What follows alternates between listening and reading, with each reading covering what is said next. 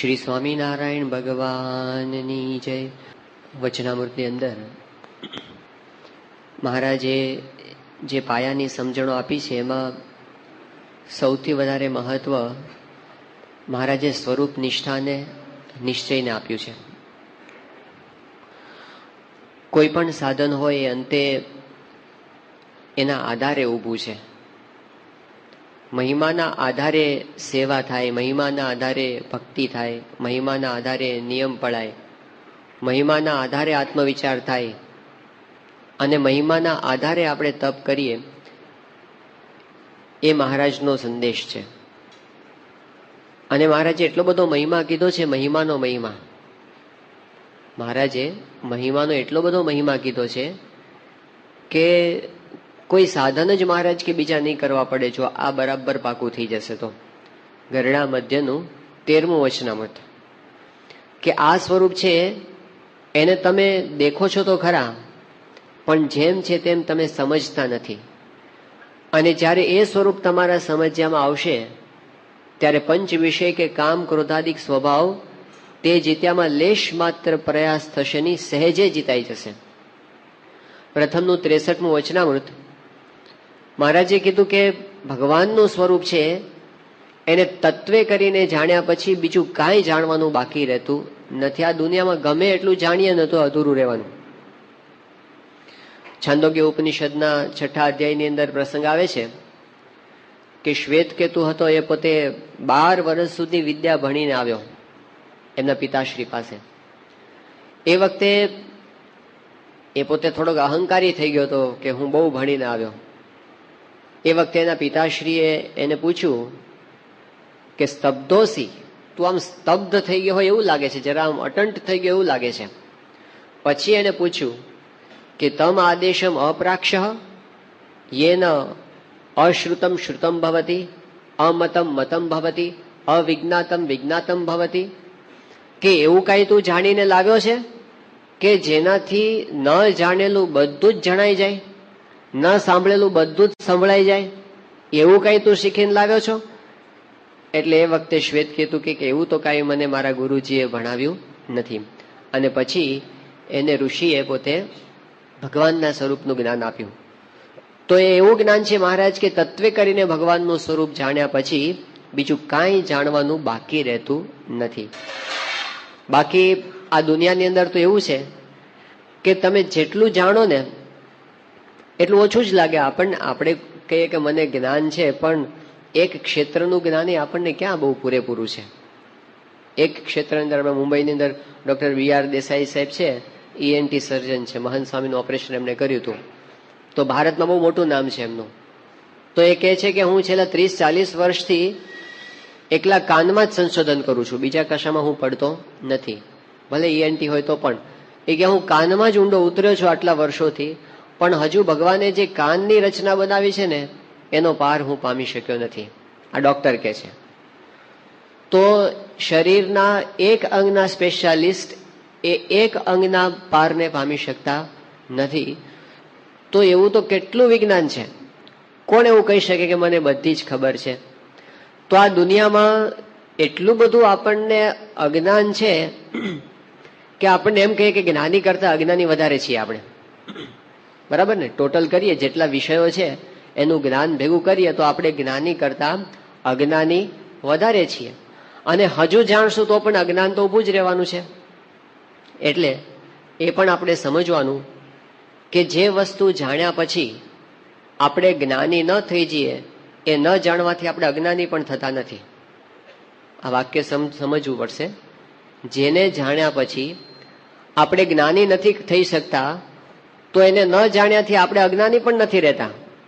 એટલે કોઈ દિવસ એવી ઇન્ફિરિયોરિટી રાખવાની જરૂર નથી કે મને આટલી વસ્તુ નથી જાણતો. અરે જાણીને આપણે કઈ અજ્ઞાની મટી જવાના નથી, અથવા નથી જાણતો એનાથી કે આપણે અજ્ઞાની રહેવાના નથી. પણ આ વિષયમાં આપણા શાસ્ત્રો એવું કીધું કે એ જાણી લીધું, તત્વે કરીને ભગવાનનું સ્વરૂપ જાણ્યું પછી બીજું કાંઈ જાણવાનું બાકી રહેતું નથી. એ પૂર્ણ કામ થઈ ગયું. અને પછી તો મહારાજ એક સ્ટેપ આગળ જાય છે. પ્રથમના 63મા વચનામૃતમાં મહારાજ કહે છે કે તત્વે કરીને ભગવાનનું સ્વરૂપ જાણ્યા પછી બીજું કંઈ કરવાનું પણ બાકી નથી રહેતું, કંઈ જાણવાનું બાકી નથી રહેતું અને કાંઈ કરવાનું પણ બાકી નથી રહેતું. એટલો બધો આ જ્ઞાનનો મહિમા મહારાજે બતાવ્યો. હવે એ જ્ઞાન એને આપણે કહીએ છીએ ભગવાનના સ્વરૂપનું જ્ઞાન. એના માટે આપણે બીજો શબ્દ વાપર્યો છે પ્રાપ્તિનો વિચાર. એના માટે બીજો શબ્દ વાપર્યો છે આપણે મહિમાનો વિચાર. ગુણાતીતાનંદ સ્વામીની પહેલા પ્રકરણની પહેલી વાત કે સ્વામિનારાયણ હરે સ્વામીએ વાત કરી છે ભગવાનને સાધુના મહિમાની વાતો નિરંતર કરવીને સાંભળવી.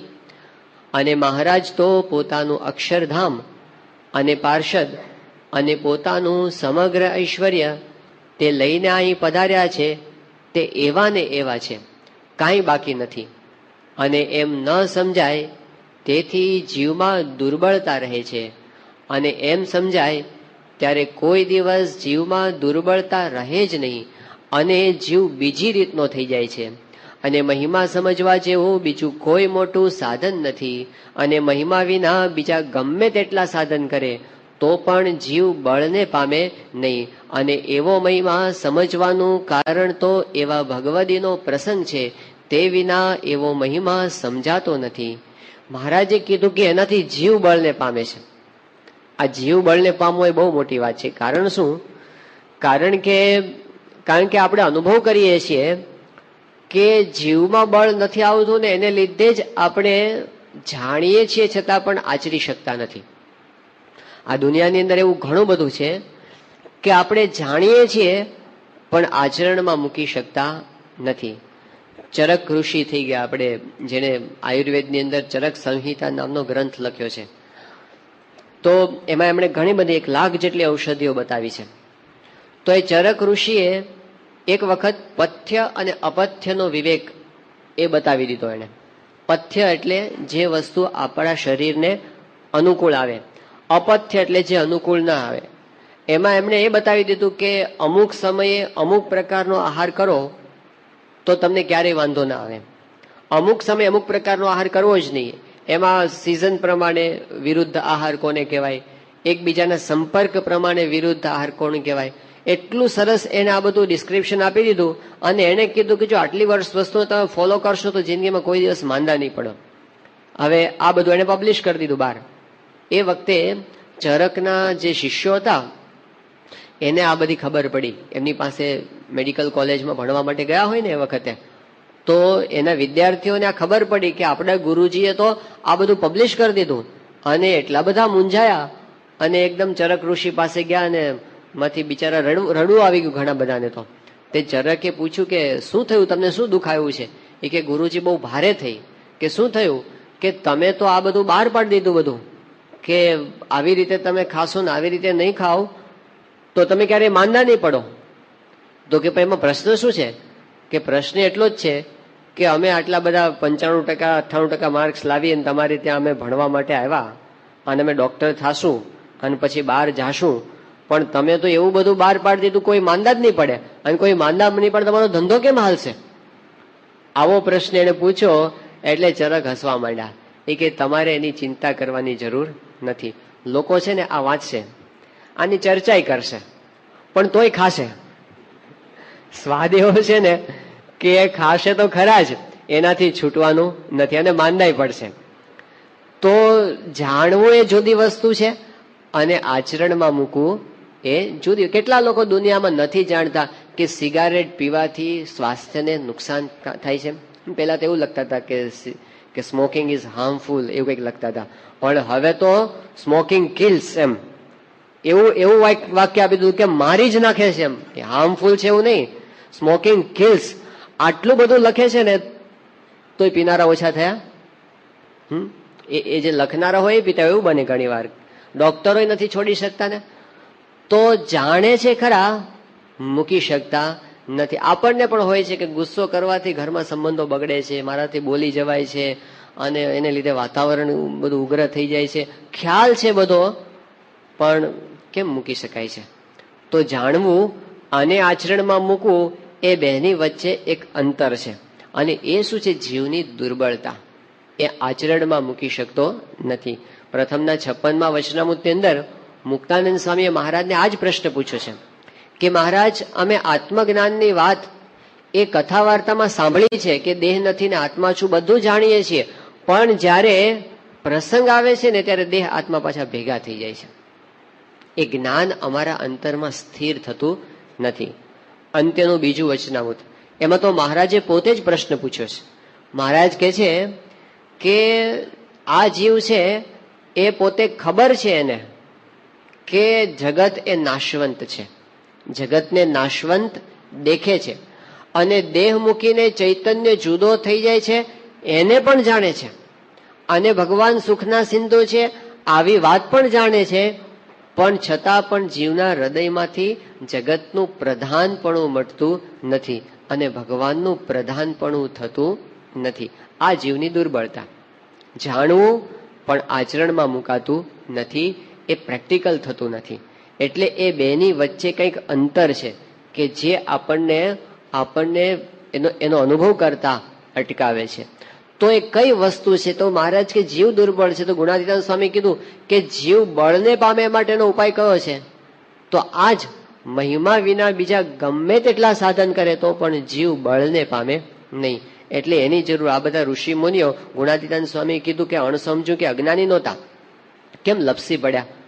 એ વખતે એ ઇન્દ્રિયો અંતઃકરણના પેચમાં આવી ગયા બધા. ચ્યવન છે, સૌભરી છે, પરાશર છે, વિશ્વામિત્ર છે, આ બધા કઈ સામાન્ય નતા. બધા પરાશરે તો પોતે સ્મૃતિ ગ્રંથ લખેલો છે, આખો પોતે જ સ્મૃતિ ગ્રંથ લખેલો છે, પણ ટાણો આવ્યો ત્યારે વિષયના માયાના પ્રવાહમાં તણાઈ ગયા. એ પોતે પોતાના સિદ્ધાંતોને પોતાના આચરણમાં મૂકી શક્યા નહીં. તો એ વસ્તુનો અનુભવ આપણને વ્યક્તિગત જીવનમાં રોજ થાય છે. ઉઠવું છે પણ ઉઠાતું નથી, એવું થાય છે કે આપણે નક્કી કર્યું આમ કરવું છે, પણ સાલું કંઈક એવું થઈ જાય કે આપણા ઇન્દ્રિયો અંતઃકરણના પેચમાં આપણે આવી જઈએ છીએ. તો જે ધાર્યું એ પ્રમાણે આપણે કરી શકીએ એ જીવ બળને પામ્યો કહેવાય. અને એના માટેનો ઉપાય મહારાજે બતાવ્યો છે, આજ ભગવાનના મહિમાનું જ્ઞાન. એ જ્ઞાન આપણને થાય એના માટે આપણે 3 સ્ટેપ્સ વિચારતા હતા. વચનામૃતે આપણને શીખવાડ્યા છે. પહેલું છે વિચાર, બીજું છે વિશ્વાસ, અને ત્રીજો વિચાર. એમાં જે પહેલો વિચાર છે કયો છે? તો સત્પુરુષના જીવનનો વિચાર. એ આપણે ગઈકાલે સમજતા હતા કે એમનું જીવન કેટલું પ્યોર છે, એની અંદર લેશ માત્ર જગતની ગંધ નથી. એવો જે એમનો વિચાર આપણે કરીએ છીએ ત્યારે આપણને એમનો મહિમા સમજાય છે, અને આ સૈદ્ધાંતિક મહિમા છે. એનાથી આગળ વધીને આપણે ગઈકાલે વિચાર કરતા હતા એમની અહમ શૂન્યતા, કે લેશ માત્ર એમના જીવનમાં અહંકાર નથી, હું ભાવ નથી, અને કાયમ પોતે હું ને ભૂલીને વર્તે છે, દાસ ભાવે કાયમ વર્તે છે, ભગવાનની અંદર પોતે પોતાના અસ્તિત્વને લીન કરીને વર્તે છે. તો એ આપણે જોતા હતા કે જે કોઈ બાપાના યોગમાં આવે પહેલી વાર એને પણ અનુભવ થાય છે કે આ પુરુષની અંદર કોઈ પણ પ્રકારનો અહંકાર નથી, અને આમ એટલી બધી હદ સુધી સ્વામી નીચે આવી શકે છે. હવે એ પોતે ગુરુ પદે છે અને જાણે છે કે સત્પુરુષ એ અનાદિ સિદ્ધ હોય, એટલે પોતે અનાદિથી માયાથી પર છે, એવું બધા આપણે એમને માનીએ છીએ. પણ સ્વામીને જયારે પોતાનું કંઈક ગૌણપણું બતાવતા હોય ત્યારે એમને જરાય એવી બીક નથી લાગતી કે આ લોકો મારા વિશે શું માનવા માંડશે. એવું પણ પોતે કરે, પોતાનું ગૌણપણું બતાવવા માંડે.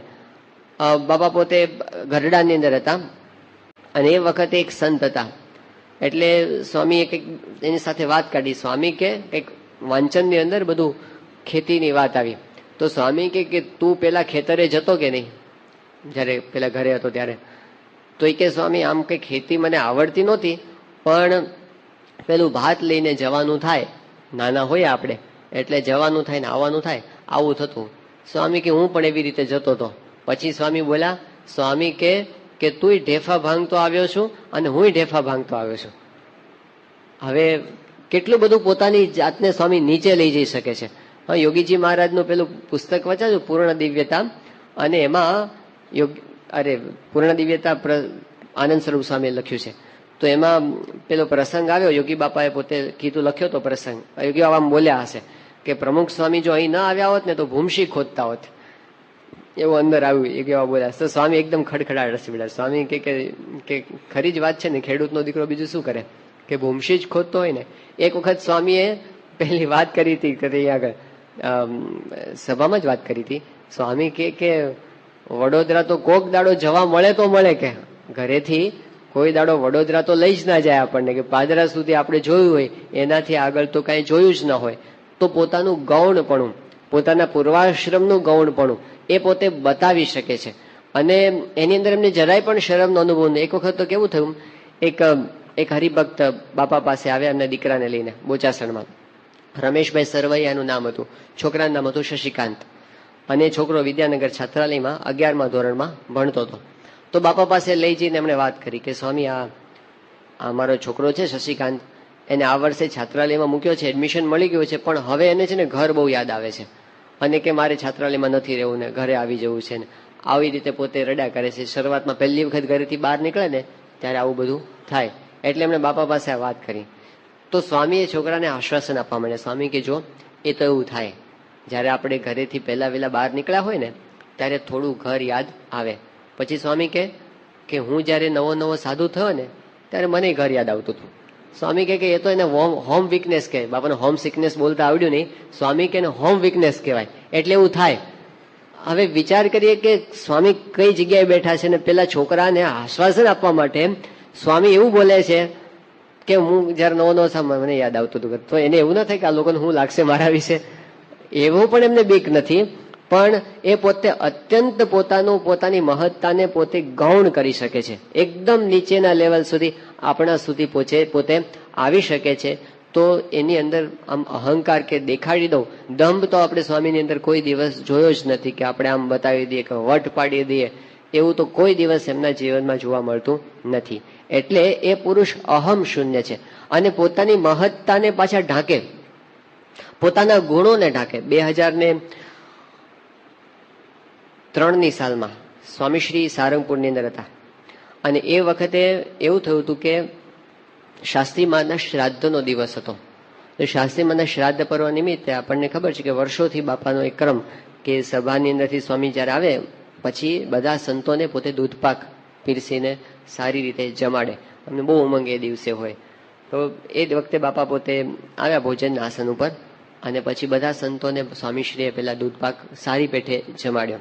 પછી સ્વામીશ્રી એ જ આસને જમવા માટે બેઠા, બધા સંતો સામે હોલની અંદર દર્શન કરવા માટે ગોઠવાઈ ગયા હતા. તો બધાને આ વખતે થયું હતું કે આપણે છે ને સ્વામીશ્રીને આ વખતે આમ દૂધપાક જમાડીએ, એવો બધાને બહુ જ ઉમંગ આમ આવી ગયો હતો. એટલે ઊભું કોણ થાય, એ વખતે વડીલ સંતોમાં એક સિદ્ધેશ્વર સ્વામી આગળ બેઠા હતા. એટલે પછી બધા એમને ઊભા કર્યા કે તમે જાઓ. અને સ્વામીશ્રીનું તો કેવું છે, દૂધપાક કે એવું કે શ્રીખંડ કે કેરીનો રસ એવી આઈટમ હોય ને તો સ્વામીની જમવાની રીત કેવી છે કે ખાખરો હોય અથવા રોટલીનો ટુકડો હોય તો એનો છેડો અડાડે સ્વામી આમ સાવ જરાક જેટલો, અને પછી પેલી વાટકી સાથે આમ ઠપકારે, એટલે જાણે કંઈક વધારે આવી ગયું હોય તો ઓછું થઈ જાય, અને પછી સ્વામી અંગીકાર કરે. એટલે આપણને સ્વામી આમ જમીન ઉભા થયો ને તો આપણને એક દોરો પણ ઓછું થયો હોય એવું લાગે નહીં. એટલું એમનો આમ આ બાબતની એમને અરુચિ કહો કે સંયમ કહો, પણ એમને આવી રીત છે. પણ હવે એ દિવસે બધાને તો આજ તો સ્વામીને બરાબર જમાડવા છે, પણ કોણ ઊભું થાય? એટલે સિદ્ધેશ્વર સ્વામીને ઊભા કર્યા અને સિદ્ધેશ્વર સ્વામીએ ઊભા થઈને સ્વામીના હાથમાં પેલી વાટકીમાં દૂધપાક હતો આખો એમના હાથમાં આપી દીધો કે સ્વામી બધા સંતોની ઈચ્છા છે, આપ અંગીકાર કરો. એટલે બધા સંતોએ બરાબર બધાએ કીધું કે બાપા લો ને બધાએ બહુ આગ્રહ કર્યો. સ્વામીએ વાટકી મોઢે માંડી. હવે આવું દર્શન તો કોઈ કર્યું જ નહોતું કે સ્વામી દૂધપાકની વાટકી મોઢે માંડી હોય. એટલે બધાને એટલો બધો આનંદ થયો, બધાએ આમ જય કરીને સ્વામીશ્રી દૂધપાક પીધો સારી રીતે અને પછી પેલી વાટકી મૂકી દીધી. પ્રસંગ આ વખતે પૂરો થઈ ગયો. પછી શું થયું કે આપણી સંસ્થાનું ઓડિયો વિઝ્યુઅલ ડિપાર્ટમેન્ટ છે, એના દ્વારા આપણી સત્સંગ દર્શન વિડીયો બહાર પડે છે ને, તો આ પ્રસંગની વિડીયો એ મુંબઈ તૈયાર થઈ ગઈ હતી અને પબ્લિશ થતા પહેલા એને જોવા માટે બાપા પાસે મોકલે ને એક વખત આમ, એટલે એવી રીતે આવી હતી. અઠવાડિયા પછી જ સારંગપુર આવી અને સ્વામીશ્રી સાંજના સમયે ભોજન કરતા હતા તો એ જ આસન પર બાપા પોતે ભોજન કરવા માટે બેઠા હતા અને સામે હોલમાં સંતો ગોઠવાઈ ગયા હતા. બાપાની સામે જ સ્ક્રીન ઉપર પેલું વિડીયો ઉપર આખો આ જ પ્રસંગ આવ્યો કે સ્વામીશ્રી ત્યાં સભામાંથી આવ્યા, બધા સંતોને જમાડ્યા. પછી પેલો પ્રસંગ આવ્યો કે સ્વામીશ્રી પોતે સિદ્ધેશ્વર સ્વામીના હાથમાં વાટકી આપી, એ આખું સ્ક્રીન ઉપર દેખાતું હતું અને બધા જ જોતા હતા, સંતો ને બાપા બધા. પણ એ વખતે હવે ભગવાનનું કરવું એવું કે કેમેરાનો એંગલ એવો સેટ થઈ ગયો હતો ને કે આમ સાઈડમાંથી આવતું હતું અને એટલે સ્વામીએ વાટકી હાથમાં લીધી ને તો એક્ઝેક્ટલી શું કરે છે ને દેખાતું હતું એમાં. તો એમાં તો સ્ક્રીન ઉપર આવી ગયું કે સ્વામી તો ખાલી મોઢું હલાવતા હતા. આમાં હાથમાં વાટકો લીધો ખાલી મોઢું હલાવીને સેજ પણ ઓછો થયો અને સામે એમને પાછો મૂકી દીધો. હવે આ તો વિડીયોમાં મોટા સ્ક્રીન ઉપર આવ્યો અને બધા જ જોઈ રહ્યા આ બધું. અને સ્વામીને કે સ્વામી તમે તો છેતર્યા અમને. સ્વામી એકદમ શરમાઈ ગયા અને નીચું જોઈ ગયા, કઈ બોલ્યા નહીં.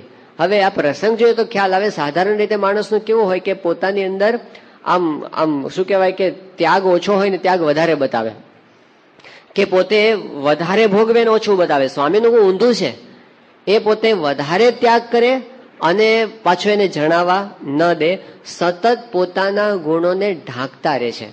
આમ સાધારણ રીતે આપણને એવું બને કે રાત્રે આપણે મોડે સુધી કઈ મંદિરમાં સેવા કરી હોય અને ઘરે પાછા ગયા હોઈએ અને પછી આપણે સુવામાં મોડું થયું હોય અને પછી ઘરવાળા સુઈ ગયા પછી આપણે પહોંચ્યા હોઈએ, પછી આપણને પૂછે ઘરેથી કે રાત્રે બહુ મોડા આવ્યા હતા તમે, કેટલા વાગ્યા હતા? તો 12:30 થઈ ગયા હોય ને તો આપણે શું બોલીએ? આપણે કઈ ખોટું ના બોલીએ, આપણે એવું કહીએ કે 12:30 થયો હતો. શું કહે? 12:30 વાગ્યા હતા. અને પછી સવારે આપણે બહુ વહેલા ઉઠીને કંઈક પહોંચી ગયા હોય ને મંદિરે સેવામાં, અને પછી બધા સૂતા હોય ને આપણને પછી પૂછે કે તમે આ તો બહુ વહેલા ઉઠી ગયા હતા ને, તો આપણે 5 વાગે ઉઠી ગયા હોય ને તો શું કહે ખબર છે? 4:30-5 ઉઠી ગયો હતો. એટલે આમ સવારે ઉઠવામાં આમ અડધો કલાક પાછળ જતો રહે, રાત્રે આમ અનકોન્શિયસલી પણ થાય છે. કારણ કે આપણને એમ હોય છે કે મારો મહિમા કોઈ ઓછો ન સમજી લે, જેટલો છે એનાથી કોઈ ઓછો ન સમજે, રખે કોઈ ઓછો સમજે મારો મહિમા. એટલે એ બાબતમાં આપણે બહુ જ કોન્શિયસ હોઈએ છીએ. એટલે આપણે છે ને પોતાના ગુણોને બતાવીએ છીએ. સ્વામી પોતાના ગુણોને ઢાંકે છે. 1985ની સાલમાં સ્વામી શ્રી લંડનમાં હતા અને એ વખતે પેલો સુવર્ણ તુલા ઉત્સવ થયો QPR સ્ટેડિયમની અંદર. તો હરિભક્તોને બધાને મહિનાઓથી ઉમંગ હતો કે આપણે જોરદાર ઉત્સવ કરવો છે અને તૈયારીઓ પણ ખૂબ કરી હતી, બધાએ સમર્પણ પણ ખૂબ કર્યું હતું. સ્વામીશ્રી પાસે હરિભક્તો બધું આયોજન લીધા. એ વખતે પ્રશ્ન શું થયો કે ત્યાંના હવામાન મથકોએ એવી આગાહી કરી હતી કે જે દિવસે સુવર્ણ તુલા છે એ દિવસે જ ધોધમાર વરસાદ આખા લંડનમાં પડવાનો છે. હવે આ તો બહુ કઠિન પરિસ્થિતિ આવીને ઉભી રહી, કારણ કે ખુલ્લા સ્ટેડિયમમાં સભા હતી અને જો વરસાદ આવે તો પછી આખો કાર્યક્રમ જ ફ્લોપ જાય. એટલે બધાએ સ્વામીને વિનંતી કરી હરિભક્તો કે બાપા કંઈક કૃપા કરો, આમાં તો વરસાદ પડશે ને તો બધું જ નકામું, આપણું એકદમ આ બધો કાર્યક્રમ આખો કેન્સલ કરવો પડશે.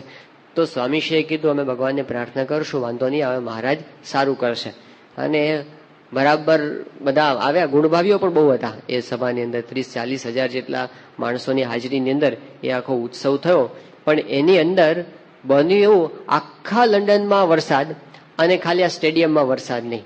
જેટલા લોકો આવ્યા હતા ને એ બધાને, હરિભક્તો હોય બહારનો હોય, બધાને અનુભવ થયો કે આ પરચો છે, આ શક્ય જ નથી. તમે બહાર નીકળો ચારે બાજુ વરસાદ ને આમ જેમ કરું છાયા કરી દો, એક છાંટો અંદર ન પડે એ કઈ રીતે બને?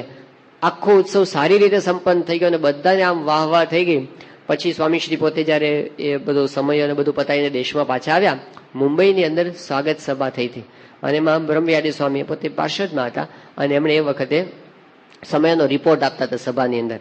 અને એમાં એમણે આ બધી વાત કરી કે આ વખતે તો બાપાએ એવો ઐશ્વર્ય બતાવ્યું, આખા લંડનમાં વરસાદ અને ખાલી આ QPR સ્ટેડિયમની અંદર વરસાદ નહીં. આ પ્રસંગ એમણે વર્ણન કર્યો ને તો સ્વામી તરત બોલ્યા. સ્વામી કે તમે આ પરચાની વાત કરી પણ પેલી બીજા પરચાની વાત તો તમે ભૂલી ગયા, એ તો તમે ન કરી. એટલે બધાને આશ્ચર્ય થયું કે સ્વામી બીજો કયો પરચો કહેવા માંગે છે? તો સ્વામી કે દેશમાં વરસાદ નહોતો પડતો અને બધા હરિભક્તોના બહુ કાગળ આવતા હતા કે વરસાદ અહીંયા આગળ આવે એવું કરો. અને આપણે કેટલી બધી ધૂન કરી કે દેશમાં વરસાદ પડે અને છતાં પણ ન પડ્યો, તો એ પરચાની વાત તો કરતા નથી તમે. એટલે એમણે શું કર્યું, આખું મૂળ જ કાઢી નાખ્યું કે જાણે આમ કોકને અહોભાવ થયો હોય ને તો એને કાઢી નાખ્યો. કે એનાથી એમણે પોતાની મહત્તા એ આગળ આવવા દીધી નહીં. તો પોતાના ઐશ્વર્યને ઢાંકે, પોતાના ગુણોને ઢાંકે, પોતાની મહત્તાને ઢાંકે, આ એમનું સહજ સ્વભાવ છે. તો પછી ન હોય ને બતાવે એવું તો ક્યારે આપણે એને કલ્પી પણ કેવી રીતે શકીએ? તો એ એમની સાહજિક રીત છે. પોતે અત્યંત અહમ શૂન્ય થઈને વર્તે છે, ભગવાનના દાસના દાસ થઈને પોતે વર્તે છે. તો એવા પુરુષ, એમના આ ગુણોનો વિચાર એ પહેલો વિચાર છે. એ વિચારથી શું થાય છે આપણને? એ વિચારને લીધે આપણને એમનો વિશ્વાસ આવે છે. પહેલા આવે વિચાર અને પછી આવે વિશ્વાસ. કે હવે એમનો વિશ્વાસ આવે ને આપણે કઈ બહુ ઝાઝું સમજવું નથી. આટલા બધા ગુણો સાંભળીને આપણે તો એટલું જ સમજવું છે કે આ એક સાચા બોલા પુરુષ છે. જો આની હૃદયમાં દ્રઢ પ્રતીતિ થઈ જાય ને કે આ સાચા બોલા પુરુષ છે, કામ પૂરું, બધું જ આવી જાય એની અંદર. એક વખત એમને વિશે અતિશય દ્રઢ વિશ્વાસ આવી જાય કે આ પુરુષ કઈ પોતાની મોટપ વધારવા માટે કઈ ખોટી વાતો કરે એવા નથી, એટલું સમજાઈ જાય ને આપણું સાક્ષી ભેદાઈ જાય. બસ આ જ કરવાનું છે, વિશ્વાસ. એ વિશ્વાસ એક એવું દ્વાર છે જેના દ્વારા આપણે આધ્યાત્મિક સત્યમાં પ્રવેશ કરી શકીએ. કારણ કે આખું આધ્યાત્મિક વિશ્વ, આખા જેટલા કઈ આધ્યાત્મિક સત્ય છે ને એ આપણી ઇન્દ્રિયોથી પર છે, બિયોન્ડ અવર સેન્સીસ. ત્યાં આગળ આપણી ઇન્દ્રિયો કે આપણું અંતઃકરણ કાંઈ પહોંચે એમ નથી, આપણી બુદ્ધિથી પરના એ બધા સત્યો છે. તો એમાં પ્રવેશ કરવા માટે સત્પુરુષના વચનમાં વિશ્વાસ સિવાય બીજું કોઈ દ્વાર નથી.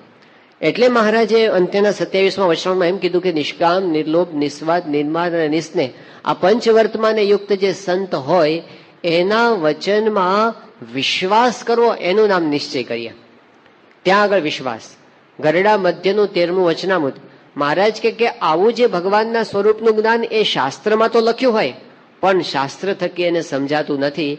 જ્યારે સત્પુરુષ પ્રગટ થાય ત્યારે એના મુખ થકી જ આ વાત સમજવામાં આવે છે. મધ્યનું 13 અને મધ્યના 14મા વચનામૃતમાં મહારાજે જે તદાત્મકપણાની વાત કરી, નિશ્ચયની વાત કરી, એમાં પણ મહારાજ એ જ વાત કરી કે આવું જે તદાત્મકપણું છે એ તો ભગવાનના એકાંતિક સંતના પ્રસંગે કરીને પમાય છે, પણ કેવળ અષ્ટાંગ યોગ કે સમાધિએ કરીને પણ એને પામી શકાતું નથી.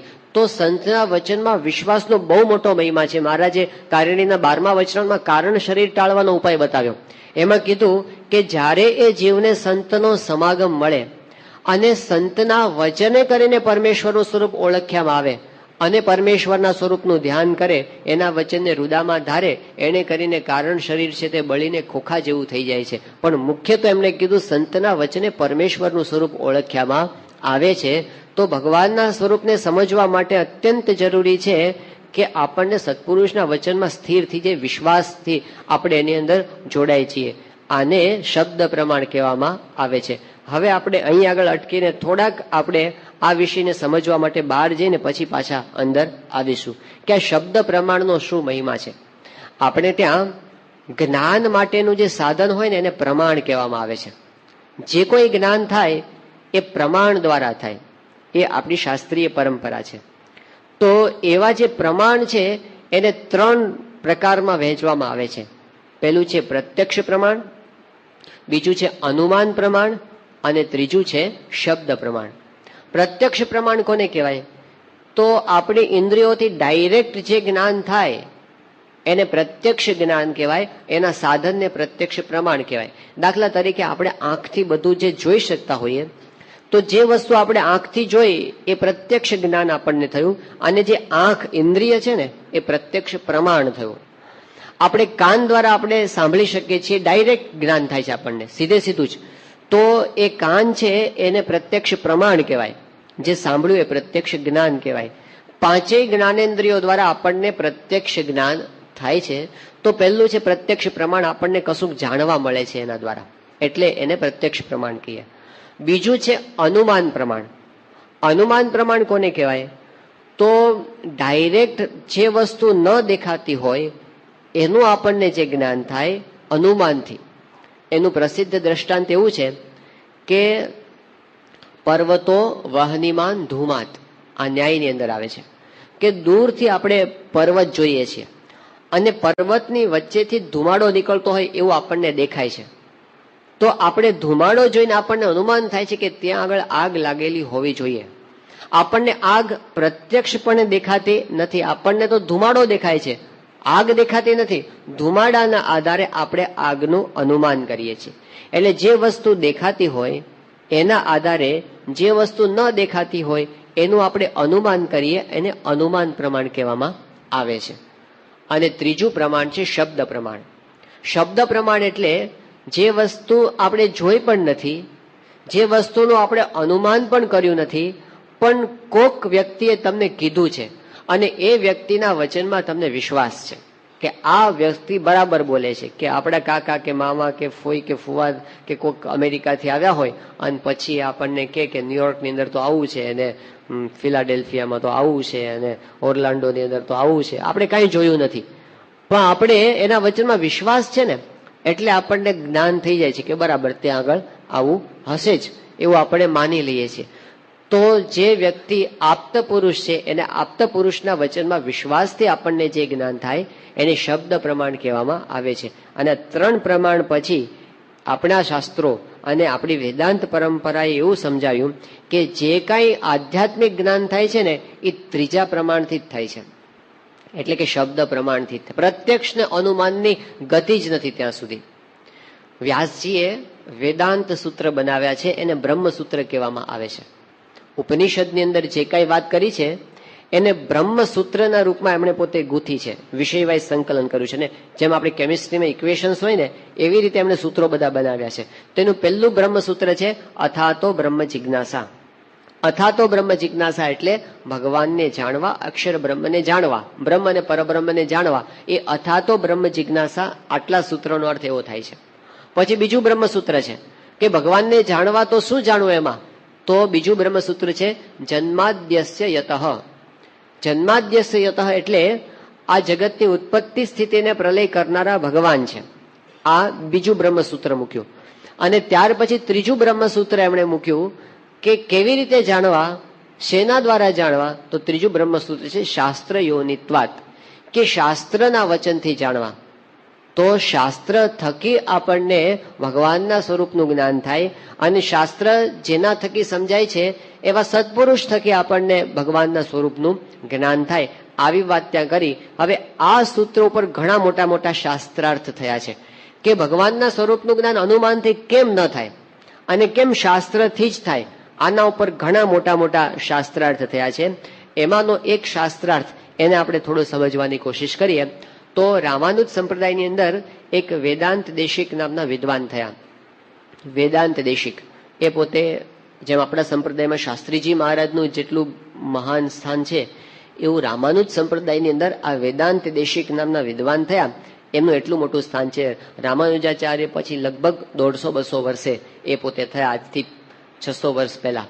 તો એ વેદાંત દેશિકે એટલું સરસ કામ એના સંપ્રદાયની અંદર કર્યું છે. તો એના વિરોધી જે અદ્વૈત સંપ્રદાય વાળા કાયમ કહે છે, એ કહે છે કે રામાનુજાચાર્યના મતને તો અમે આમ ચાવી જઈએ. રામાનુજાચાર્યના મતને એટલે શાસ્ત્રાર્થ ચાલતા ને અદ્વૈતી અને ભક્તિ માર્ગના આચાર્યો વચ્ચે, કે અપય દીક્ષિત ને એ બધા વાત કરે છે 15મી સદીના આચાર્યો, એ કહે છે કે અમે રામાનુજાચાર્યના મતને તો આમ ખાઈ જઈએ, પણ વેદાંત દેશિક છે એને રામાનુજાચાર્યના મતની આજુબાજુ એવો કિલ્લો કર્યો છે કે અમે એને એક કાંકરી પણ ખેરવી શકતા નથી. એવું સરસ કામ વેદાંત દેશિકે કર્યું છે. એ વેદાંત દેશિકનો એક ગ્રંથ છે, એ ગ્રંથનું નામ છે ન્યાય સિદ્ધાંજન. વાદ ગ્રંથ છે, શાસ્ત્રાર્થનો ગ્રંથ છે ન્યાય સિદ્ધાંજન. અમને લોકો ને ત્યાં આગળ સારંગપુરની અંદર વેદાંતનો અભ્યાસ કરાવે એમાં આ ગ્રંથ ભણાવવામાં આવ્યો હતો. તો એ ન્યાય સિદ્ધાંજન ગ્રંથની અંદર એક ચેપ્ટર આવે છે, એ પ્રકરણ છે એનું નામ છે ઈશ્વર અનુમાન નિરાશ. એટલે કે પરમાત્મા છે એની અનુમાન સિદ્ધિ એનું ખંડન કર્યું છે. એમાં પૂર્વ પક્ષ તરીકે, સામેના પક્ષ તરીકે નૈયાયિક છે. પૂર્વ પક્ષ એટલે સામેનો પક્ષ, ઉત્તર પક્ષ એટલે પોતાનો પક્ષ. તો પૂર્વ પક્ષ તરીકે નૈયાયિક છે, ઉત્તર પક્ષ તરીકે વેદાંતી છે, એટલે કે વેદાંત દેશિક પોતે. હવે આપણે ત્યાં શાસ્ત્રાર્થની પરંપરા એવી હોય છે, ગ્રંથો વાંચે ને ન્યાય ગ્રંથો, તો પેલા શું કરે કે સામેની વ્યક્તિ હોય ને એનો મત પેલા લખે, વિરોધી હોય ને એનો મત પેલા લખે, અને એટલો વિસ્તારથી લખે અને એટલો સરસ સાબિત કરે કે આપણને એમ લાગે કે આ જ સાચો છે. એવો સામેનો મતને આખો વિસ્તારથી ન્યાય આપે અને પછી પોતે એનું ખંડન કરે.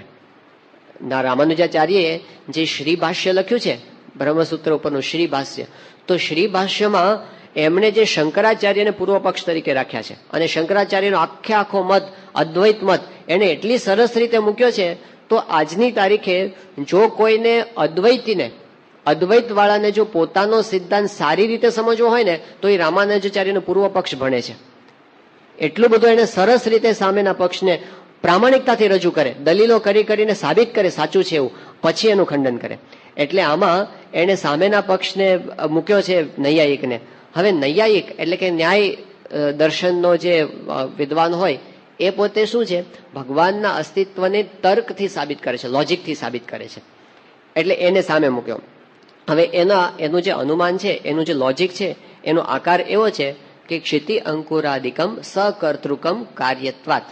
એનો અર્થ એવો થાય છે કે નૈયાયિક એવું કે છે કે જ્યાં જ્યાં કાર્ય હોય ત્યાં ત્યાં એનો કર્તા હોય. જ્યાં જ્યાં કાર્ય હોય ત્યાં ત્યાં એનો કર્તા હોય. આ એના અનુમાનનો આકાર છે. એ કહે છે કે દુનિયામાં એક પણ કાર્ય એવું નથી કે એનો કર્તા ન હોય. એમાં એને દ્રષ્ટાંત આપ્યું કે ઘડો, તો જ્યાં જ્યાં તમે ઘડો જુઓ તો દુનિયામાં એક પણ ઘડો એવો નથી કે એનો બનાવનાર કુંભાર ન હોય. જ્યાં જ્યાં ઘડો હોય ત્યાં એને બનાવનારો હોય જ. એમને કોઈ ઘડો દુનિયામાં બની ગયો નથી. કાર્ય હોય ત્યાં એનો કરતા હોય. તો આ જગતમાં જે કાંઈ કાર્ય દેખાય છે બધાના કરતા છે. તો પછી આ આપણું મનુષ્ય શરીર છે, કે આ જે પૃથ્વી છે, કે આ જે આખું નિહારિકા છે, આખું વિશ્વ છે, આટલું સિસ્ટમેટિક છે, તો એ કાંઈ એમને બની જાય નહીં. એનો કોઈક કરતા હોવો જ જોઈએ. એ વિના થાય ને એ કરતા ભગવાન છે.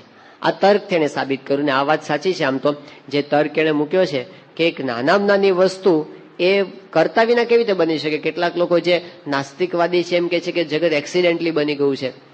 એવું તર્કથી પોતે કે છે કે આ તો કેવી રીતે જગત એમને બની ગયું છે.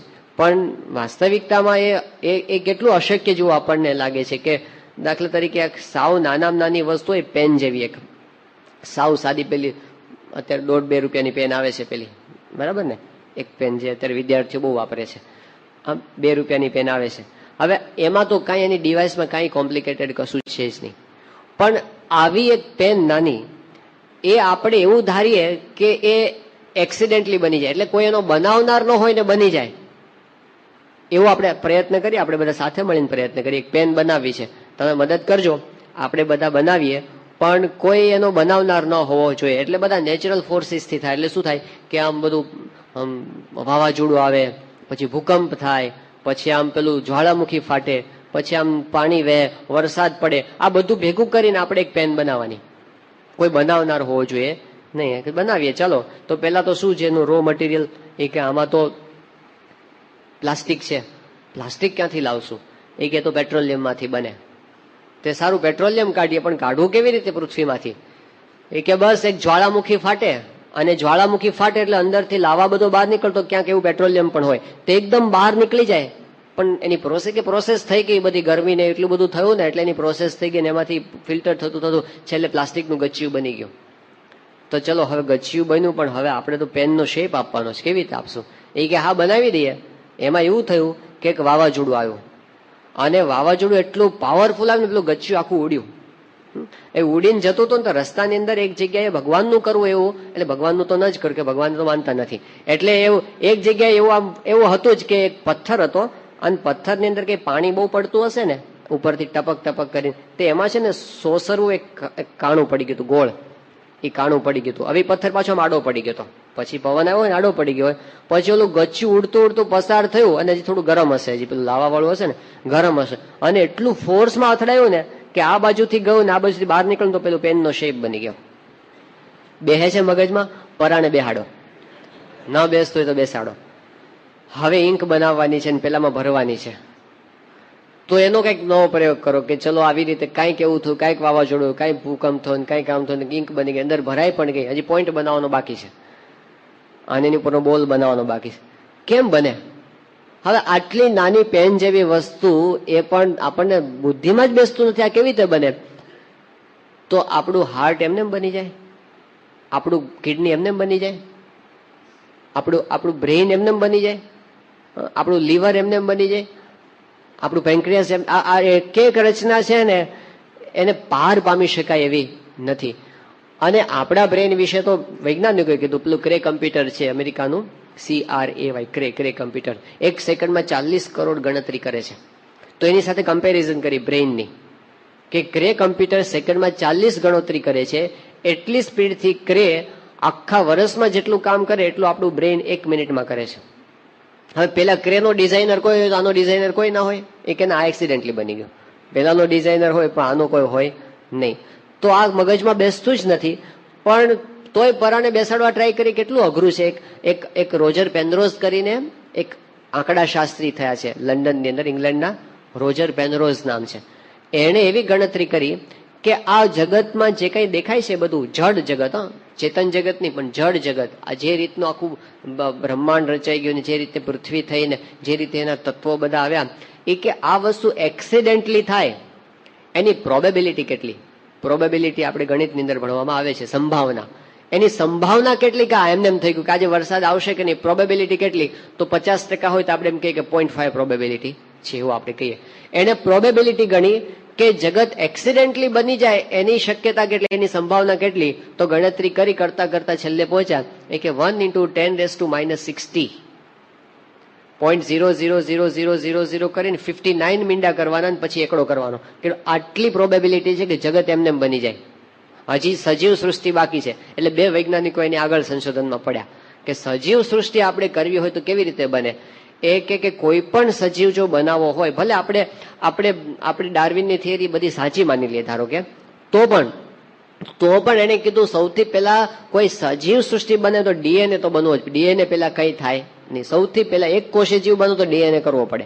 હવે ડીએનએ કેવી રીતે થાય? તો કે ડીએનએમાં બધા પ્રોટીન્સ છે એ કોઈ નિશ્ચિત પેટર્નમાં ગોઠવાયેલા છે. હવે એ કરવું એ કેવી રીતે થાય? તો એમણે કીધું કે બધા જ પ્રોટીન્સ, બધા એમિનો એસિડ એ બધા ધારો કે હાજર હોય આ પૃથ્વી ઉપર, ઓલરેડી અવેલેબલ હોય. કેવી રીતે બનાય નહીં વિચારવાનું, એ ઓલરેડી અવેલેબલ હોય જ, તો પણ એ લોકો એ બધા એમિનો એસિડ કોઈ ગોઠવનાર ન હોય એની મેળે આ પેટર્નમાં ગોઠવાઈ જાય એની પ્રોબેબિલિટી કેટલી? તો એને ગણ્યું 1 × 10⁻40,000 0.0000 કરીને 39,999 મીંડા કરીને પછી એકડો કરવાનો. આટલી શક્યતા છે કે બધા પ્રોટીન હાજર હોવા છતાં પણ એક ડીએનએ એમને બની જાય, કોઈ બનાવનાર ન હોય ને. હવે આના ઉપરથી આપણને લાગે છે કે આટલું જાણ્યા પછી જગત એમને બની ગયું છે એવું માનવું એમાં વધારે અંધશ્રદ્ધાની જરૂર છે એવું લાગે. ભગવાનને ન માનવું એ અંધશ્રદ્ધા છે. લોજિકલ તો આ છે કે કોઈક બનાવનાર છે, માનો ભાઈ સીધું બેસે છે, અને એવું ન માનવું એમાં અંધશ્રદ્ધા રાખવી પડે એમ છે ને. આ બધી વાત એ નૈયાયિકની ચર્ચાની અંદર એના સાર રૂપે એને વાત કરી કે જ્યાં જ્યાં કાર્ય હોય ત્યાં એનો કરતા હોય, કરતા વિના કોઈ પણ કાર્ય બની શકે નહીં. હવે આ બધી વાત સામેના પક્ષે છે. વેદાંત દેશિકે બધી વાત એ રજૂ કરી અને પછી એને જવાબ આપવાની શરૂઆત કરી અને એણે એનું ખંડન ચાલુ કર્યું.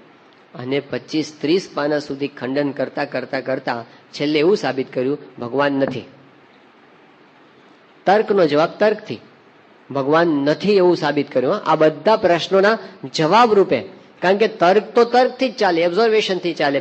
એને જે દલીલો કરી છે એને થોડીક દલીલો ટૂંકમાં આપણે સમજીએ. એને શું દલીલો કરી ભગવાન નથી એમ સાબિત કરવા માટે?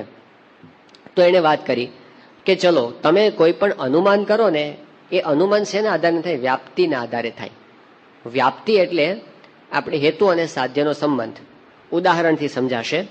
એણે કીધું કે આપણને દૂરથી દેખાય છે કે અહીં ધુમાડો છે અને ધુમાડાના આધારે આપણને અગ્નિનું જ્ઞાન થાય છે. એ શેના આધારે થાય છે? તો આપણે 50 જગ્યાએ એવું જોયું છે કે જે ધુમાડો હોય તે અગ્નિ હોય, ધુમાડો હોય તે અગ્નિ હોય. એકવાર રસોડામાં ગયા હતા અને પેલું ચૂલામાંથી નીકળતું હતું ધુમાડો, અને તમે જોયું કે ધુમાડો છે અને ત્યાં અગ્નિ પણ છે. એકવાર તમે કઈ પિકનિક કરવા માટે ગયા હતા અને ત્યાં આગળ તમે તાપણી કરી અને તમે જોયું કે ધુમાડો હતો અને ત્યાં અગ્નિ પણ હતો. એક વખત કઈક ગામડામાં ગયા હતા અને પાણી ગરમ કરવા મૂક્યું હતું અને તમે જોયું ધુમાડો હતો ને અગ્નિ હતી. તમે અત્યાર સુધી ઘણી બધી જગ્યાએ જોયું છે કે ધુમાડો અગ્નિ ભેગા જ હોય. સાહચર્યનું જ્ઞાન તમને થયેલું છે. અને એટલે એ જ્ઞાનના આધારે તમે 50 જગ્યાએ જે ઓબ્ઝર્વેશન થયું એના આધારે તમને નક્કી થઈ ગયું યત્ર યત્ર ધૂમઃ તત્ર તત્ર વહનિ. જ્યાં ધુમાડો હોય ત્યાં વહની હોય જ, અગ્નિ હોય જ, એવું તમને વ્યાપ્તિનું જ્ઞાન થઈ ગયું.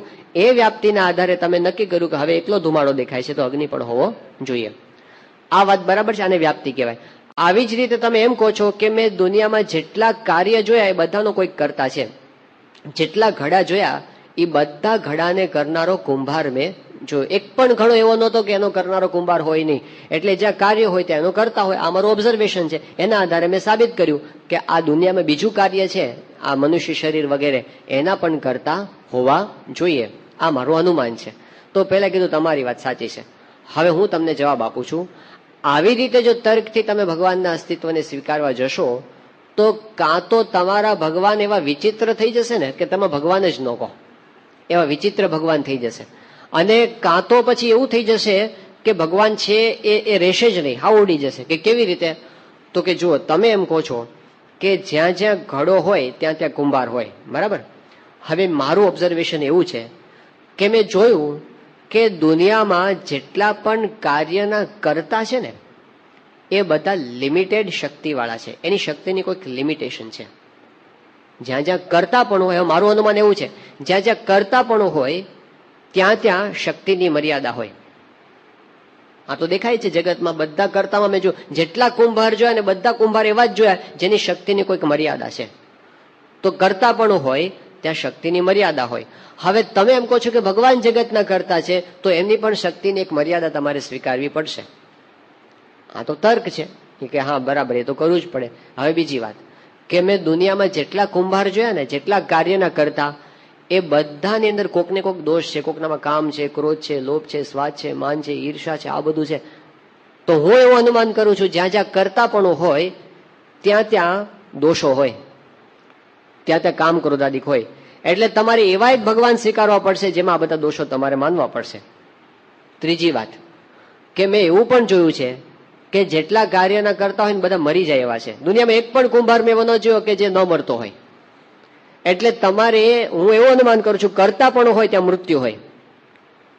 આ તો સાચી વાત છે ને, એમાં કઈ ખોટું છે? કરતા પણ હોય ત્યાં મૃત્યુ હોય, જગતમાં બધે એવું દેખાય છે. તો તમારે એવું સ્વીકારવું પડશે કે તમારા ભગવાન મરી જાય એવા છે. સ્વીકારશો? ચોથી વાત કે મેં એ પણ જોયું કે જ્યાં જ્યાં કરતા પણ જોયું ને એ કરતાને કોક બધાનો બીજો કરતા છે. એ કુંભારનો કરનારો બીજો કોક એનો બાપ છે, એ એનો બાપ છે ને એનો કોઈક બીજો કરનારો છે, એ જે છે એનો કોઈક ત્રીજો કરનારો છે. એટલે તમે જેને, હું એમ કહું છું કે જ્યાં કરતાપણું હોય ને એ કરતાપણું હોય ત્યાં એનો કરતા બીજો હોય જ. એટલે હવે તમે એમ કહેશો કે ભગવાન કરતા છે જગતના, તો તમારે બીજો એનો કરતા માનવો પડશે. એની એ જે કરતા છે ને એનો કોઈક ત્રીજો હશે, પાછો એનો કોઈક ચોથો છે. ક્યાં અટકશો? કોને ભગવાન કહેશો? તર્ક. તો પેલા ને બોલતા બંધ કરી દીધા અને પછી વેદાંત દેશિકે જવાબ આપ્યો કે સાંભળો, ભગવાનમાં તો અમે પણ માનીએ છીએ. તર્કેશુ કર્કશમતિ વયમેવ નાન્ય, કાવ્યેશુ કોમલ ધિયા વયમેવ નાન્ય. કે જ્યારે તમે તર્ક કરવા બેસે ને ત્યારે અમારા જેવા કર્કશ કોઈ નથી, અને જ્યારે અમે ભક્તિ કરવા બેસે ને ત્યારે અમારા જેવા કોમળ કોઈ નથી. અમે ભક્ત છીએ, અમે પણ ભગવાનના અસ્તિત્વને માનીએ છીએ, પણ તમે માનો છો એમ નહીં. તમે તર્કથી માનો છો, અમે શાસ્ત્ર અને અમારા ગુરુના વચનથી માનીએ છીએ. આ જ સિદ્ધાંત છે કે જ્યાં સુધી તમે તર્કના આધારે, લોજિકના આધારે, અનુમાનના આધારે, બુદ્ધિના આધારે જીવશો ત્યાં સુધી આધ્યાત્મિક ક્ષેત્રમાં તમે કાંઈ જ નહીં પામી શકો. આ સિદ્ધાંત છે જે મહાભારતની અંદર કહેવામાં આવ્યું કે યે અચિંત્યાહ ખલુ યે ભાવાહ તાન્ન તર્કેણ સાધયેત. કે જે પદાર્થો, કે જે વસ્તુઓ એ તર્કથી પર છે એને તર્કથી સિદ્ધ કરવા માટે પ્રયત્ન કરવો નહીં. તર્કો પ્રતિષ્ઠા, પ્રમુખ સાહેબ મહારાજ આ શ્લોક ઘણી વખત બોલે છે. તર્ક અપ્રતિષ્ઠા, જે યુધિષ્ઠિર અને યક્ષના સંવાદની અંદર મહાભારતમાં આવે છે કે તર્કો પ્રતિષ્ઠા શ્રુતયો વિભિન્ના. એમાં કીધું છે કે તર્ક છે ને એ કોઈ સ્થિર નથી. અમારે ત્યાં સારંગપુરની અંદર એક સંત છે વિરાટ સ્વરૂપ સ્વામી, એ અમેરિકા પોતે ભણીને આવ્યા છે અને ત્યાં આગળ આખા અમેરિકામાં જે લો માટેની સારામાં સારી યુનિવર્સિટી કોઈ કહેવાતી હોય તો એ જ્યોર્જ ટાઉન યુનિવર્સિટી છે. એનો નંબર 1 છે આખા અમેરિકામાં. અને આપણને ખબર છે કે અમેરિકાની અંદર ડોક્ટર કરતા વકીલો બહુ કમાય છે, વકીલોની બોલબાલા બહુ જ છે. તો એમાં પણ આવી યુનિવર્સિટીમાં જે વકીલ થવો હોય એને તો બહુ જ એની બોલબાલા હોય. તો એ પહેલા નંબરની યુનિવર્સિટીમાં એ પોતે ત્યાં એડમિશન એમને મળ્યું અને એમાં પણ ટોપ 10માં એનો નંબર હતો, 1 થી 10માં. એટલે ભણતા એના માટે લગભગ $1.5 લાખ નોકરી એના માટે તૈયાર હતી. અને જો થોડેક 2-4 વર્ષ પ્રેક્ટિસ કરે તો વર્ષના $1 મિલિયન કમાતા થઈ જાય, એટલું એમનું સારી કારકિર્દી હતી. અને પોતે દીક્ષા લીધી બાપાને રાજી કરવા માટે. અત્યારે ત્યાં અમારી સાથે સારંગપુરમાં જ છે. પણ એમણે વાત કરી હતી કે આખા વિશ્વ કક્ષાના અમારા જે પ્રોફેસરો હોય એ લોકો, એમાં જે પહેલું વર્ષ હતું ને એમાં આખું વર્ષ અમને એક પ્રોફેસર તર્ક શીખવતા હતા, લોજિક, કે કઈ રીતે, કારણ કે વકીલોને આ જ કરવાનું ને સાચાનું ખોટું કરવાનું, ખોટાનું સાચું કરવાનું. તો એ કે આખું વર્ષ અમને એને બહુ જ સારી રીતે આ બધો અભ્યાસ કરાવ્યો.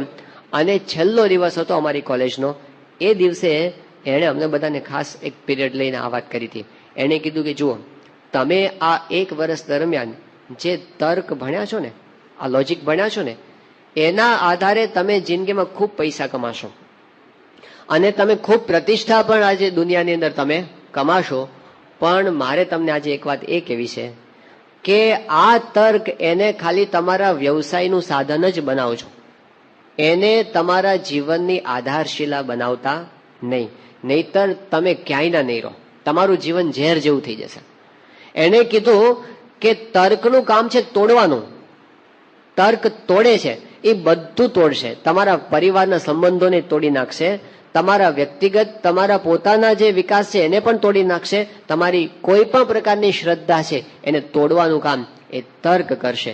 એટલે તર્કને આધારે તમે ક્યારેય જીવતા નહીં. અને આજે તમે અહીં બેઠા બેઠા નિર્ણય કરો, લિસ્ટ બનાવો તમે મારી સામે કે જીવનમાં આટલી બાબતો છે એમાં ક્યારે હું તર્ક નહીં લગાડું. પાયાના કેટલાક સિદ્ધાંતો તમે નક્કી કરી નાખો અને નક્કી કરો કે આટલી બાબતમાં કોઈ દિવસ હું તર્ક લગાડીશ નહીં, નહીતર તમે ક્યાંય ના રહેશો નહીં. તર્ક અપ્રતિષ્ઠા. આ વાત એને પ્રમુખ સ્વામી મહારાજ પાસે કરી સારંગપુરમાં. સ્વામી હસવા માંડ્યા.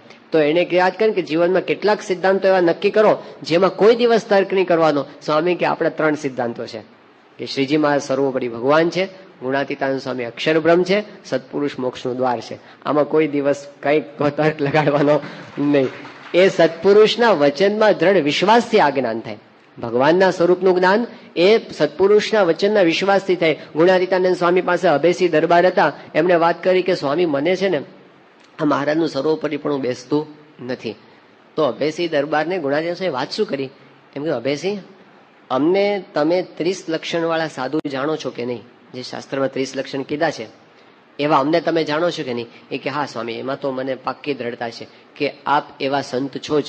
તો ગુણાતીતાનંદ સ્વામી કે 30 લક્ષણ વાળા જે સંત હોય એ ક્યારેક ખોટું બોલે? કે ન બોલે. તો અમારા વચને માનો કે શ્રીજી મહારાજ સર્વોપરી ભગવાન છે. આમાં બુદ્ધિ બંધ જ કરવી પડે તો જ સમજાય, નહીતર તો તમને ક્યાંય બુદ્ધિ સ્થિર થવા દે નહીં, એ ફેંકા ફેંક જ કરે. તર્કથી ન પામી શકાય. ત્યાં આગળ આપણે નમ્ર થવું પડે, ત્યાં આગળ આપણે મૂકી દેવું પડે, ત્યાં આગળ આપણે સંતના વચનની અંદર દ્રઢ વિશ્વાસ એ કરવો પડે. સારંગપુરની અંદર વર્ષો પહેલા સંતોની એક ડિબેટ હતી અને ડિબેટનો વિષય એ હતો કે આધ્યાત્મિક માર્ગમાં બુદ્ધિનો ઉપયોગ, બુદ્ધિની જરૂર છે કે નહીં, આધ્યાત્મિક માર્ગમાં બુદ્ધિની જરૂર છે કે નહીં. અને બધા બુદ્ધિશાળી સંતો હતા જે દલીલ કરનારા હતા ને, બે બાજુ સ્વામી બાપા હાજર હતા અને બે બાજુ બધા જોરદાર તર્ક કરવા વાળા હતા. એક પક્ષને એવું સાબિત કરવાનું હતું આધ્યાત્મિક માર્ગમાં બુદ્ધિની જરૂર છે, કારણ કે આ કઈ મૂર્ખાઓનો માર્ગ નથી, આ તો મનુષ્યાણામ સહસ્રેષુ કશ્ચિત યતતે સિદ્ધિએ યતતાનપી સિદ્ધાનામ કશ્ચિત મામ વેત્તિ તત્વતઃ. આ કઈ સામાન્ય વ્યક્તિનું કામ જ નથી. આમાં તો મહારાજે પંચાળાના પહેલા વચનામાં કીધું અમને કોણ ગમે છે? બુદ્ધિવાળો ગમે છે. એટલે આ બધી દલીલો એક પક્ષે રજૂ કરી અને સામેવાળા પક્ષે એવું સાબિત કર્યું કે આધ્યાત્મિક માર્ગમાં બુદ્ધિની જરૂર છે જ નહીં, અહીં તો શ્રદ્ધાની જરૂર છે. શબરી ક્યાં બુદ્ધિશાળી હતી? નાથ ભક્ત ક્યાં બુદ્ધિશાળી હતા? અહીં તો બુદ્ધિ ઉલટાની આડી આવે છે. એટલે બંને પક્ષે જોરદાર બધી દલીલો કરી અને છેવટે સ્વામીશ્રીના હાથમાં કન્ક્લુઝન આપવામાં આવ્યું કે હવે આપ કહો કે શું સમજવાનું. એ વખતે સ્વામીશ્રીએ એક વાક્યમાં એનું સમાધાન આપ્યું હતું. સ્વામી કે જ્યાં સુધી આપણને સાચા સંત ગુરુ ન મળે ને ત્યાં સુધી બુદ્ધિનો ઉપયોગ કરવાનો, અને જેવા આપણને પ્રતીતિ થાય આપણને સાચા ગુરુ મળી ગયા છે, સ્વામી કે પછી બુદ્ધિ બંધ કરી દેવાની. પછી તો તું દિન કહે તો દિન અને રાત કહે તો રાત. ત્યાં આગળ બુદ્ધિ બંધ જ કરવાની હોય. પહેલા એટલા માટે બુદ્ધિ વાપરવાની કારણ કે ગમે ત્યાં ભરાઈ ન જઈએ. પહેલા બુદ્ધિ એટલા માટે વાપરવાની, આપણે જે એટલા દિવસથી વિચાર કરતા હતા ને કે એમના લક્ષણો જોવા, એમનું જીવન જોવું, તો ગમે ત્યાં ભરાવાનું નથી. એટલા માટે પહેલા બુદ્ધિનો ઉપયોગ કરવાનો. પણ આપણને ખબર પડે કે આ સંત સાચા છે અને સત્પુરુષ છે, પછી તો એના વચનમાં અતિશય દ્રઢ વિશ્વાસ, આનો બહુ મોટો મહિમા છે. અતિશય દ્રઢ વિશ્વાસ જો આપણને સત્પુરુષના વચનની અંદર આવી જાય તો એનો કેટલો મોટો લાભ થાય છે વિશ્વાસના આધારે. તો મહારાજે સારંગપુરના 9મા વચનામાં એવી વાત કરી કે અતિશય શ્રદ્ધા અને અતિ દ્રઢ વિશ્વાસ જો આપણને થઈ જાય તો દેહ છતાં ભ્રમરૂપ થઈ જાય, કઈ બાકી રહે નહીં.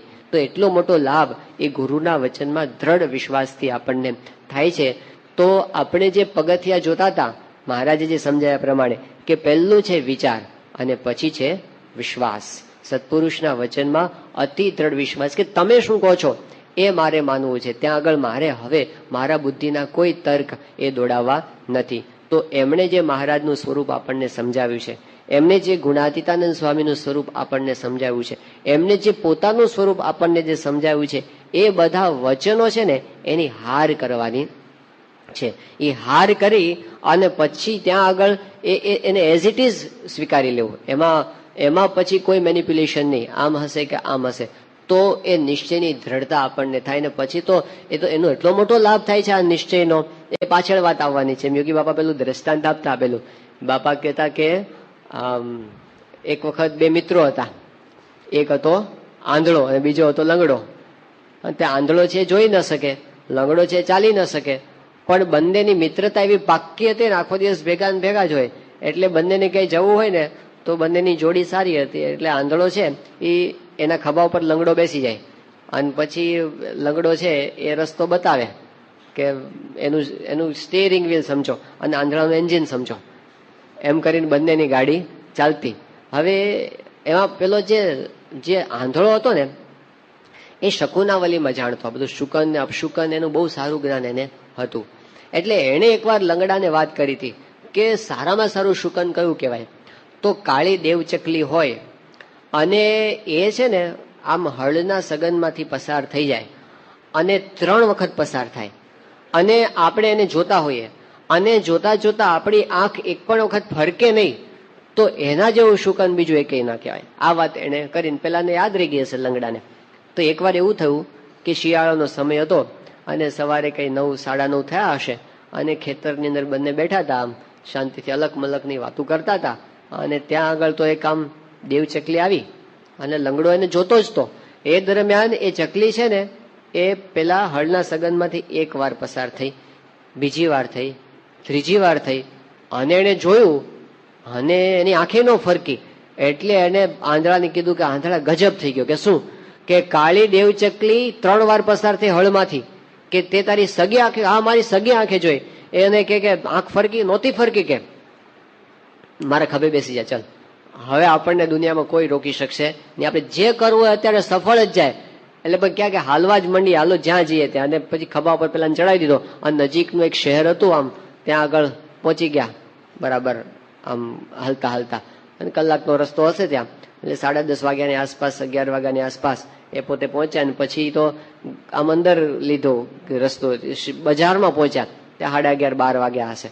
અને એ વખતે લંગડાએ કીધું કે આજુબાજુ જો કઈ આમ હારામારી દુકાન કઈ દેખાય છે? એટલે એને જોયું કે ઝવેરીની દુકાન છે અને આમ બરાબર ઘરેણા ને બધું.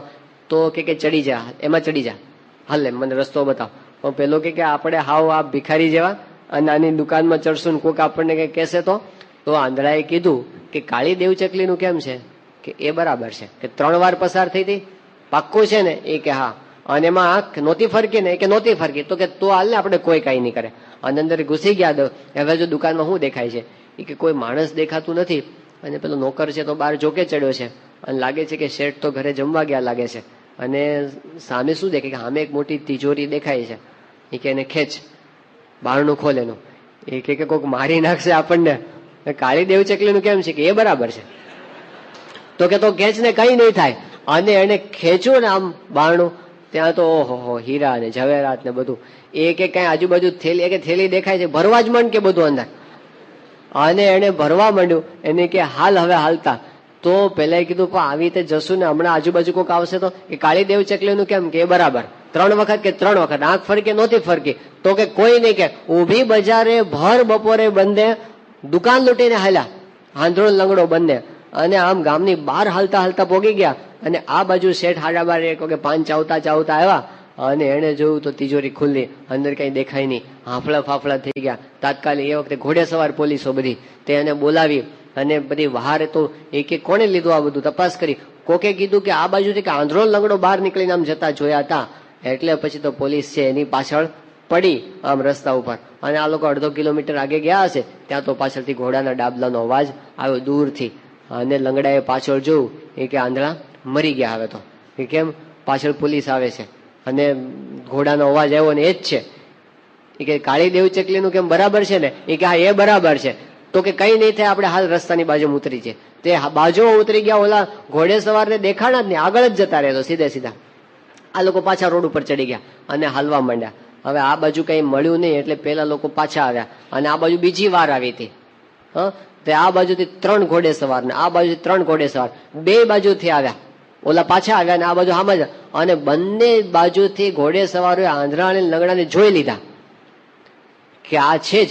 ખબર પડી કે આ જ ચોર છે અને બંને બાજુથી બંદૂકો તકાઈ ગઈ હામ હામે કે પતાવી દે આને. અને લંગડાએ 2 બાજુ જોયું કે આંધળા હવે તો કોઈ ચાન્સ નથી, પતી ગયું. 2 બાજુથી બંદૂકો તકાઈ ગઈ છે આપણી સામે જ.